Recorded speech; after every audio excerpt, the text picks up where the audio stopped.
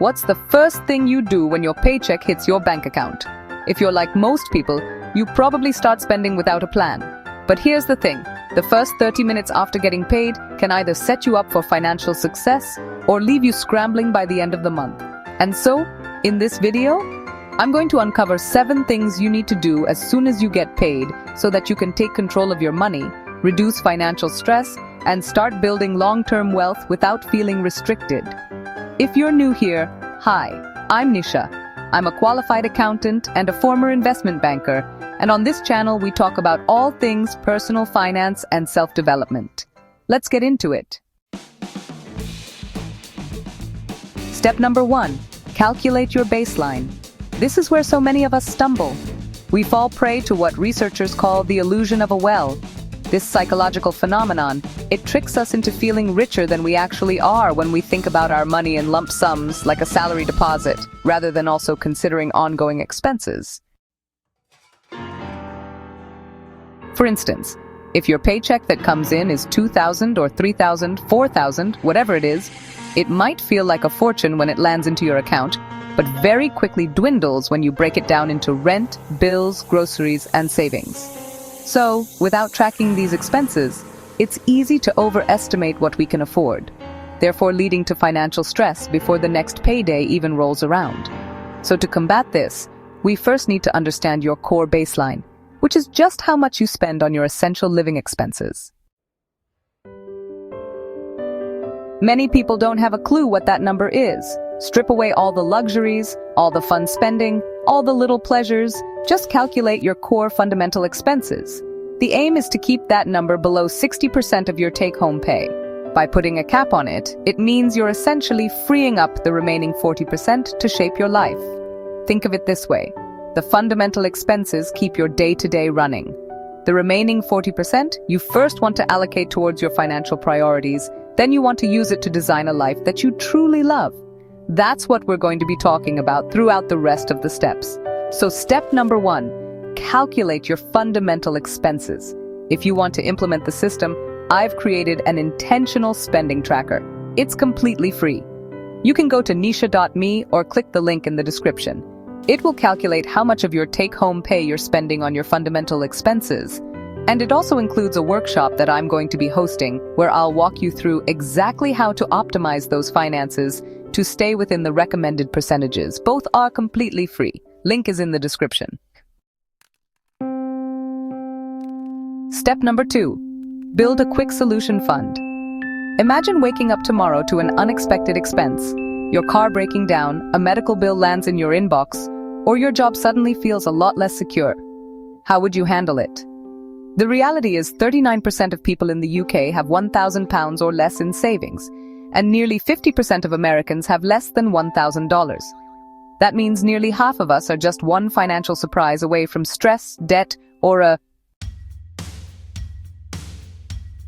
difficult choice. We want to put ourselves outside of that group, so take the fundamental expense number that you just calculated. This should be the first thing that your paycheck protects before chasing high returns, before going into ambitious investments. Build this fund as your first line of defense. Why? Because personal finance isn't just about optimizing numbers, it's about reducing financial anxiety and increasing your sense of control.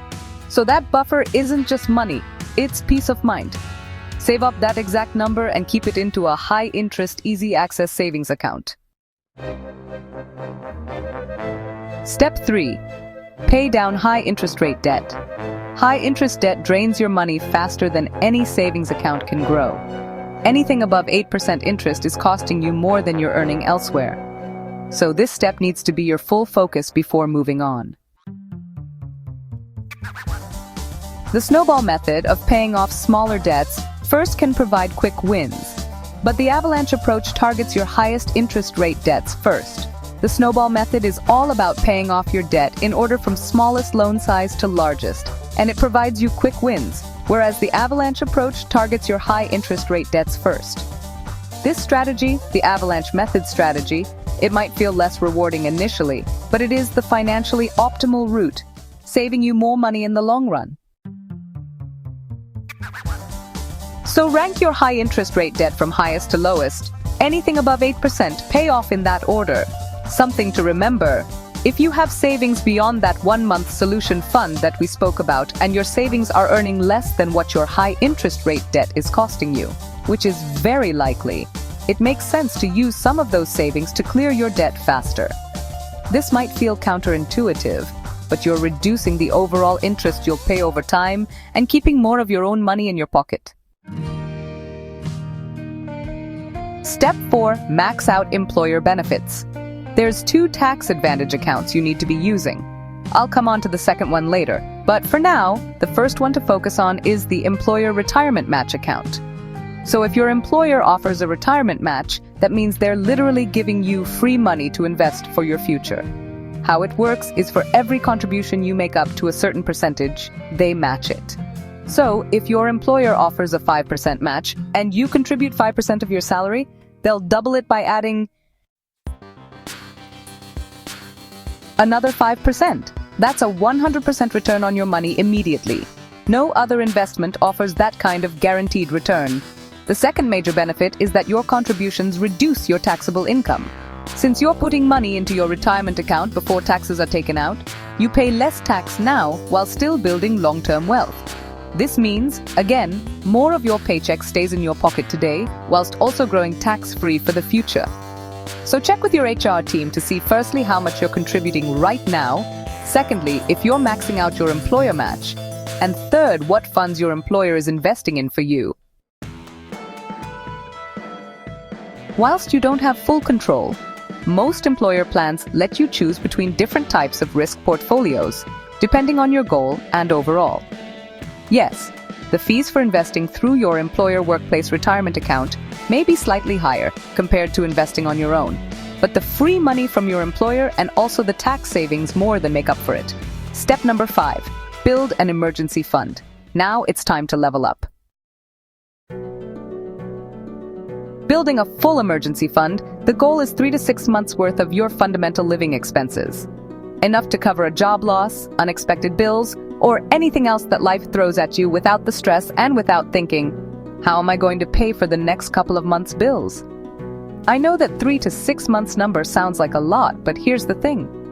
When you strip out your non-essential spending, your core expenses are actually lower than you think. So again, how much should you save? Take the fundamental number you calculated in step 1, multiply it by 3 for a basic emergency fund. That's enough for short-term stability, and multiply it by 6 if you want a stronger financial cushion. If you're in an unstable job, freelancing, or a high-risk industry, aim for 6 to 9 months. And also, if you're planning a big life or career change, 6 to 9 months as well. That's exactly what I did before quitting my banking job to go full-time to do my own thing.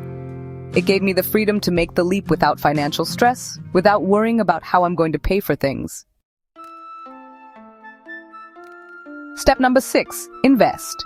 Now it's time to start building long-term wealth. The earlier you start investing, the more you benefit from compounding growth, which is how money grows exponentially over time. Here, you want to firstly look for a tax-advantaged account specific to your country that encourages long-term investing. Ideally, in the UK, that's the stocks and shares ISA to grow your investments tax-free. In the US, the most common one is a Roth IRA. It's a great option for tax-free retirement savings. In terms of what to invest in, it doesn't have to be complicated. Index funds and ETFs are the way to go. They spread your risks across multiple companies, making them a great option for anyone and everyone. I've covered investing in much more depth in other videos. If you want to see why your net worth explodes after a certain point and how investing plays a huge role in that, check out this video next. The key is to start early and stay consistent. The longer your money is invested, the harder it works for you. Step 7, fun spending. Now, here's the thing. If you're on steps 2 or 3, I highly recommend holding off on the fun spending. Know that this move is temporary, but just dial down your fun spending as much as possible. Normally, I recommend 20 to 30% of your take-home pay allocated towards your fun spending because it gives you a balance of living in the moment whilst also planning and saving for the future. But if you're on steps 2 or 3, You want to really hone in on getting that sorted first, because once you do, you'll be able to enjoy your money a lot more. So, when I'm talking about fun spending here, once you've moved on to steps 4 and 5, you want to allocate at least 20% towards your fun spending. And at this point, you've handled the big risks. You've got your financial priorities in check. You can find a better balance now between enjoying today and planning for the future. And the reason why I say you should allocate a percentage of your take-home pay to fun spending is because it does two things. Firstly, it prevents overspending by setting a defined limit. And the second thing is, it allows you to enjoy that spending without that nagging guilt that often accompanies spending because you've allocated for it, knowing that you're also meeting the targets and your other life priorities and your other goals. Because at the end of the day, the goal isn't just to accumulate money. It's to use money as a tool to build a life that you actually enjoy. So those are the 7 steps you want to take on Payday. If you've made it this far, I'd love for you to hit the subscribe button. Over 70% of people who watch my content aren't subscribed. So if you're enjoying these videos, it would really mean the world to me. Plus, it massively helps me keep creating free high-value content for you. Thanks so much for watching.